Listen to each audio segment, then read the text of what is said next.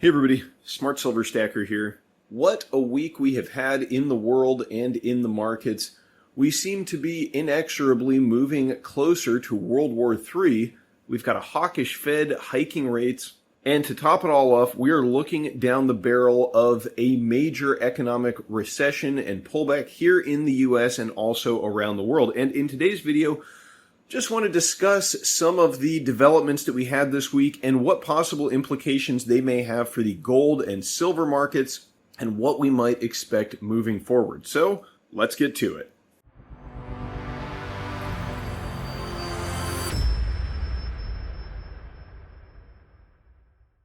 First of all, I do want to say a big thank you for tuning into today's video.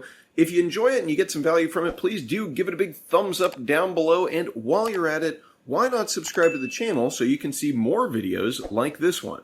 Alright, so earlier this week we had Vladimir Putin announce a partial military mobilization, and this mobilization is going to make about 300,000 more troops available to the Russian military. And at the same time, Putin has accused the West of nuclear blackmail and also once again stated Russia's willingness to use nuclear weapons. And in addition to that, we've got the Donetsk and the Luhansk provinces of Ukraine. Those are in the eastern region, the Donbas. They're going to be holding referendums soon to join Russia. Part of Russia's stated nuclear doctrine is that nuclear weapons can be used to defend Russian territorial integrity, or in other words, to fend off attacks on Russian soil itself. And now, if these referendums go through, these parts of Ukraine may become, at least in Russia's view, Russian soil. And Dmitry Medvedev, the former president and deputy chairman of Russia's Security Council, has now emphasized that the nuclear option may be on the table to defend these new territories. So, folks, things are looking pretty grim on the war front over there in Eastern Europe. This war does not seem to show any signs of abating or being resolved in a peaceful manner. Rather, both sides seem to be gearing up for greater conflict. And we've even got Serbian President Alexander Vučić. Now, I might be butchering his name, but he recently warned that the world is on the verge of a military conflict, the likes of which has not been seen since World War II. And this conflict in Ukraine may be moving from a quote-unquote special military operation to a large-scale armed conflict. And the risk of a nuclear incident seems to be getting higher by the day. And folks, if such an event does come to pass, if a tactical nuclear weapon is used in Ukraine, it is going to be a very ugly day in markets. It's going to be a very ugly day for the economy.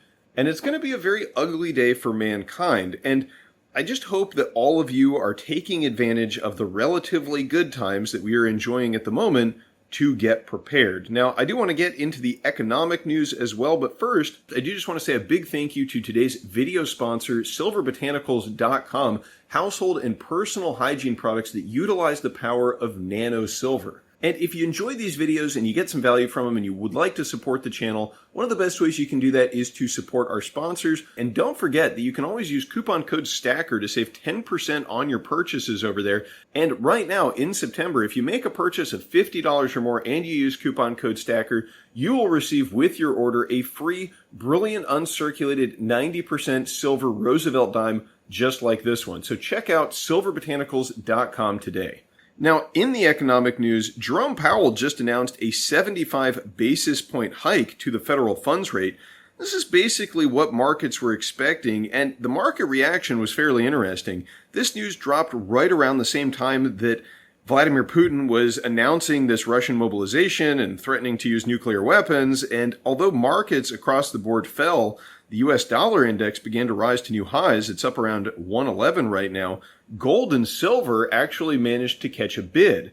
And they've basically been flat this week, which is pretty good considering how much red we have seen in other assets like stocks and Bitcoin, which, by the way, is now under $19,000 a coin. And look, if we do see an escalation in Ukraine, if we do see, say, a tactical nuclear weapon go off, I expect that the metals will surge in a very short period of time as shocked investors seek safety anywhere they can find it. Now, obviously, I would rather live in a world with no nuclear war and lower metals prices, but I'm just calling it like I see it, and I don't think that a major escalation in the conflict in Ukraine is priced into these markets. And yet, it still does remain a high probability event. Now, one other thing that we've seen with these rising interest rates is that mortgage rates just hit the highest level since 2008. Although on that front, one thing that real estate really has going for it at the moment is that there's just an absolute dearth of supply. And if you've been looking for a house to buy or even a place to rent, then you are probably aware of just how tight that supply is. And this is a lot different than what we saw play out back in 2008. And for that reason, I don't think that we're going to see a huge collapse in real estate. History doesn't repeat, but it does often rhyme. And I don't think that we're headed for another real estate collapse the way that we had 14 years ago. This time around, I think that the economic crisis is going to be much worse, and it's going to manifest itself as a debt crisis and a crisis of the currency. The best shelter in the coming economic storm is going to be precious metals, specifically physical silver bullion, which in my view is still the most undervalued asset on the planet. Now, on the energy front, we've got the Biden administration's new plan. It's to begin refilling the Strategic Petroleum Reserve at $80 a barrel. And this plan, it is kind of amusing when you reflect that back in 2020, then President Trump was actually blocked from adding additional capacity to the Strategic Petroleum Reserve when oil was at about $20 a barrel. Now, I'm not too into party politics, and I'm certainly no Trump worshiper, but clearly, in retrospect, that decision would have been wise. But the money for the oil purchases was removed from the stimulus bill by Democrats, with Chuck Schumer calling it a bailout for energy companies. Well, if we were bailing them out at $20 a barrel, I guess we're just going to be throwing them cash at $80 a barrel. But this plan is not likely to have any chance of going into effect anyway, because we are still selling oil from the Strategic Petroleum Reserve to the tune of about 1 million barrels per day. And even with the recent Fed rate hike and the looming threat of recession and this additional supply, oil is staying stubbornly above $80 a barrel. So when the sales from the SPR end in November, the price is likely to shoot much higher just after those midterm elections.